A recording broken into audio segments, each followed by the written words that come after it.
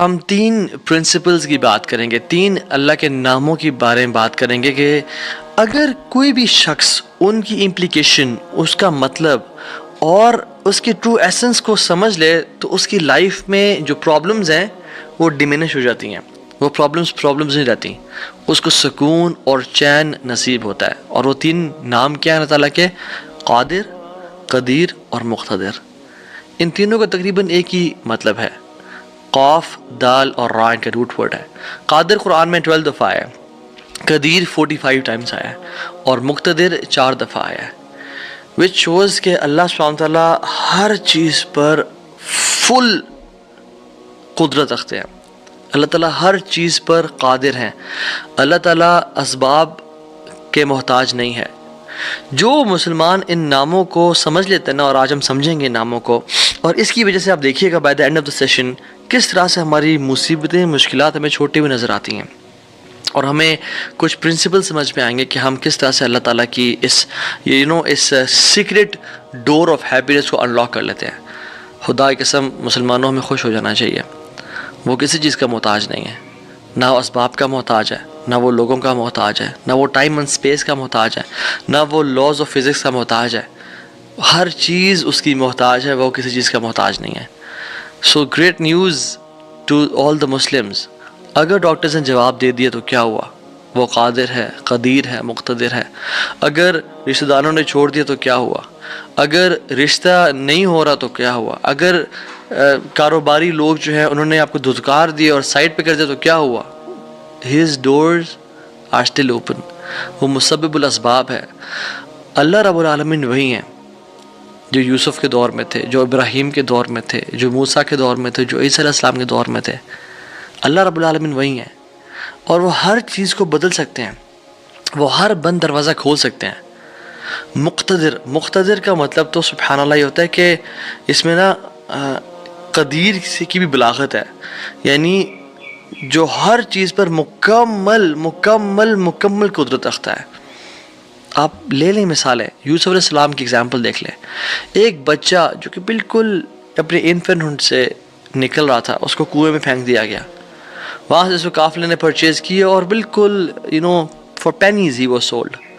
اور عورت نے حملہ کیا ان پہ، گناہ کرنا چاہا، جیل میں ڈال دیا گیا ان کو. ٹھیک ہے، وہ شخص جو کنویں میں پھینکا گیا، جو جیل میں ڈالا گیا، جو اتنا بے بس کہ نہ باپ نہ ماں نہ بھائی، بالکل مصر میں ان نون اسٹرینجر، اور وہ جیل میں بھی ہو، نو کانٹیکٹس، نو پی آر، کیا بنے گا اس کا؟ القدیر نے، المقتدر نے اس کو وہاں سے اٹھا کے ایجپٹ کے تخت پہ بٹھا دیا. اللہ ہر چیز پر قادر ہے. ابراہیم علیہ السلام، باپ بھی چھوڑ گیا، باپ نے کہا تجھے میں رجم کر کے مار دوں گا. ہر کوئی ساتھ چھوڑ گیا، حتیٰ کہ سب جمع ہو گئے ان کے خلاف، اور ان کو برہنہ کر کے کیٹاپلٹ میں ڈال دیا. اور وہاں سے جب آگ میں ڈالنے لگے تو کیا پڑھا ابراہیم نے؟ حسبی اللہ و نعم الوکیل. مجھے اللہ کافی ہے. اور کیا ہی وہ نعم الوکیل، کیا بہترین دوست ہے، کیا بہترین کارساز ہے وہ. اور اللہ تعالیٰ نے وہ کس طرح کا قادر ہے، وہ کس طرح قدیر اور مقتدر ہے کہ اس نے ہواؤں کی ڈائریکشن کو نہیں پھیرا، نہ ہی اس نے سمندروں کے رخ کو بدلا، نہ ہی اس نے کوئی پرندے بھیجے جو کہ اس پانی کو، اس آگ کو ٹھنڈا کر دیں پانی پھینک پھینک کے. نہیں، بلکہ ڈائریکٹ اس آگ کو کہا جس کی صفت ہے جلانا، قُلْنَا يَا نَارُ كُونِي بَرْدًا وَسَلَامًا عَلَىٰ إِبْرَاهِيمَ. ہم نے کہا اے نار، اے آگ، ٹھنڈی ہو جا اور سلامتی کا باعث بن جا ابراہیم کے لیے. کچھ روایات میں تو یہ بھی آتا ہے کہ ان کی صحت کے بھی کچھ ارچہ کلام ہے کہ ابراہیم علیہ السلام سے پوچھا گیا کہ سب سے بہترین مومنٹس آپ کی زندگی میں کون سے تھے؟ تو ابراہیم علیہ السلام نے کہا کہ جب میں آگ میں تھا، کہ اللہ تعالیٰ نے اس کو حکم دیا تھا کہ ٹھنڈی ہو جا، اور اتنی ٹھنڈی نہ ہونا کہ ابراہیم کو تکلیف پہنچائے، سلامتی والی بن جانا. تو those were the best moments that I spend in my life. اور وہ کس طرح سے ٹھنڈی ہوئی کہ صرف ابراہیم کے لیے ٹھنڈی ہوئی، لیکن جو رسیاں ابراہیم علیہ السلام کے ہاتھ پہ بندھی ہوئی تھی ان کے لیے ٹھنڈی نہیں ہوئی. اس رسیوں کو جلا دیا، مگر ابراہیم علیہ السلام کے بال تک کو بھی نہیں جلایا. اور جب ابراہیم اس آگ سے نکلے تو ان کا جو باپ تھا آزر، وہ دیکھ رہا تھا اور کہتا ہے نعم رب کو یا ابراہیم، کیا رب ہے تیرا ابراہیم. یعنی ایک کافر کو ایک مشرک کو تو یقین آ گیا کہ کیا رب ہے ابراہیم کا. ہم نے 50-60 سال زندگی گزار لی لائف کے، کچھ نے مجھ جیسے تو 20-30 سال گزارے زندگی کے. ہمیں ابھی تک رب کی قدرت پہ یقین نہیں آیا، ہمیں ابھی تک آنیسٹلی اللہ تعالیٰ کے مکمل قادر ہونے پہ یقین نہیں آیا۔ تیسرے پارے میں ایک شخص کا ذکر آتا ہے قرآن میں کہ ایک شخص گزر رہا تھا اور ایک قریہ سے، ایک بستی سے گزرا، ویلیج تھا، اور وہ بالکل یعنی آپ سمجھ لیں رونز تھا، وہ بالکل کھنڈرات بن چکا تھا۔ تو ان کے ذہن میں ایسی خیال آیا، who will raise them up؟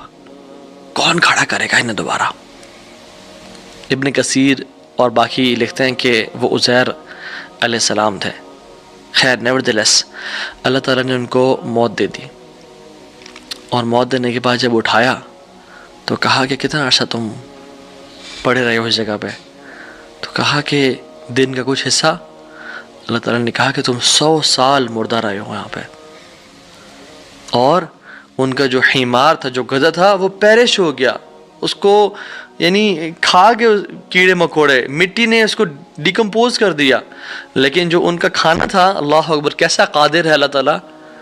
فانظر الی طعامک وشرابک لم یتسنہ، اپنے کھانے کو دیکھو اور اپنے پینے کو دیکھو، اس کو کسی نے چھوا بھی نہیں ہے۔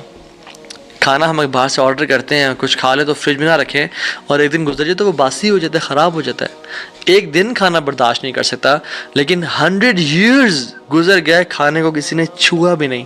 اور جو حمار تھا، جو گدھا تھا ان کا، وہ بالکل پیرش کر گیا اور ڈیکمپوز ہو گیا۔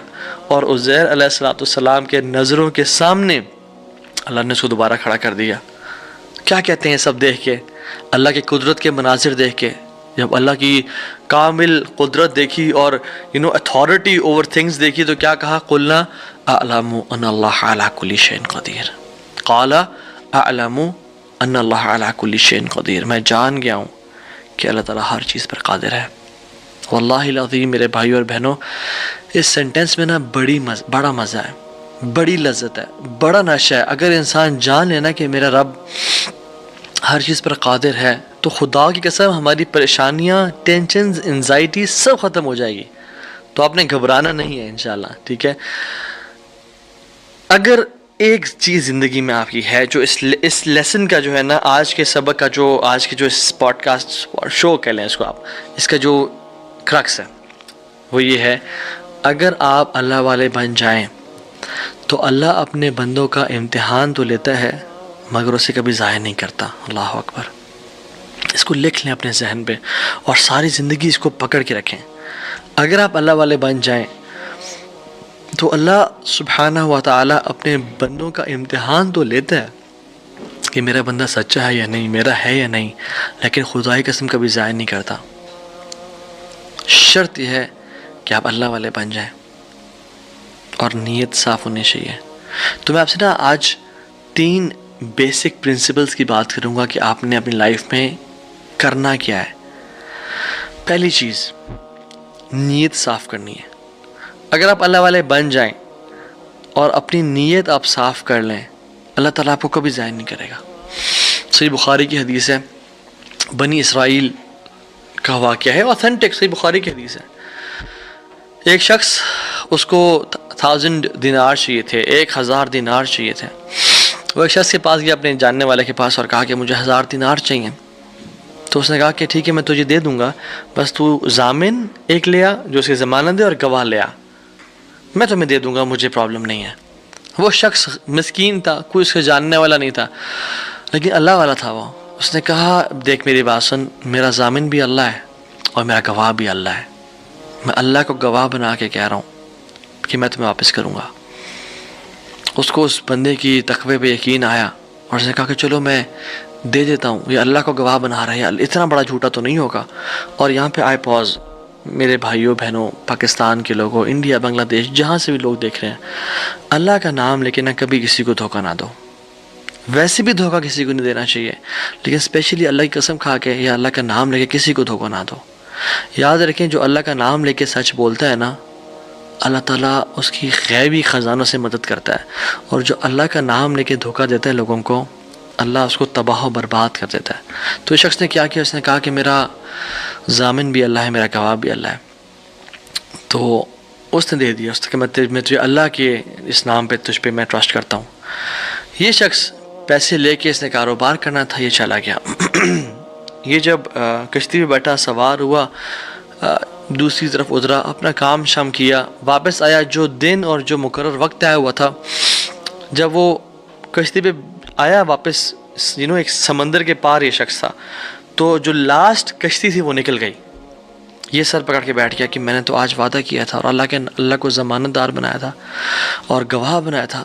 اب اگر میں آج اس تک مال نہیں پہنچاتا تو وہ کیا سوچے گا میرے بارے میں، اور اس کا تو ٹرسٹ اٹھ جائے گا. یعنی کہ میں نے اللہ کے نام پہ جھوٹ بولا اسے.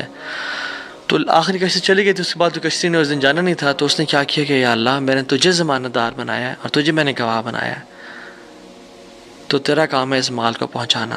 اس نے ایک ووڈ لاگ لیا، اس میں سوراخ کیا، اس میں اس 1000 دینار.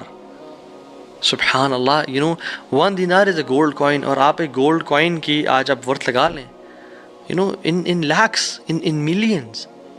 اس نے کیا کیا، اس کو اس ووڈ بلاک میں ڈالا، پرچی لکھی اور اس میں ڈال کے نا بسم اللہ پڑھ کے آگے بہا دیا کہ اللہ تجھے میں نے ضمانت دار بنایا، تجھے میں نے گواہ بنایا، اب تیرا کام ہے اس کو. یہ شخص یہاں ویٹ کر رہا تھا اور یہ شخص اپنا مال لینے کا یہاں انتظار کرتا، اور یہ شخص یہاں پہ کھڑا تھا، اس نے مال کو دے دیا. اور سبحان اللہ، اللہ تعالیٰ نے کیسا قادر ہے، کیسا قدیر ہے، اس نے اس ہواؤں کو رخ پھیر دیا اور وہ بندہ وہاں انتظار کر رہا تھا، اور اس کے بندے کے پاس وہ ووڈ لاگ پہنچا اور اس نے اس کو دیکھا. اس میں پرچی تھی اور پرچی نکالی، اس کو کھول کے دیکھا کہ اس کے 1000 دینار تھے. وہ بڑا حیران ہوا کہ یہ مجھ تک کیسے پہنچے. خیر، یہ جو شخص تھا جس نے بھیجے تھے، یہ اگلے دن دوبارہ جو سب سے پہلی کشتی ملی اس پہ روانہ ہوا اور اس بندے کے پاس پہنچا اور 1000 دینار لے کے الگ سے کہ پتہ نہیں وہ پہنچے نہیں پہنچے، میں اس کو اس کا حق تو دے دوں. اس نے کہا کہ یہ تمہاری امانت، معذرت تھوڑی تاخیر ہو گئی مجھ سے. کہتے ہیں تو کل تم نے مجھے پیسے نہیں بھیجے؟ کہتے میں نے بھیجے. پھر اس نے کہا جس رب پہ تم نے توکل کیا ہے نا، جس رب کو تم نے ضمانت دار بنایا تھا، اس رب نے تیرا مال مجھ تک پہنچا دیا، مجھے اس مال کی ضرورت نہیں ہے. ہم کیوں بات پریشان ہوتے ہیں؟ کیا کمی ہے ہماری زندگی میں؟ شاید توکل کی کمی ہے، قرآن پڑھنے کی کمی ہے، عبادات کی کمی ہے، حلال اور حرام کی پرواہ کرنے کی کمی ہے، نظروں کی حفاظت کرنے کی کمی ہے. ہماری زندگی میں کچھ کمی ہے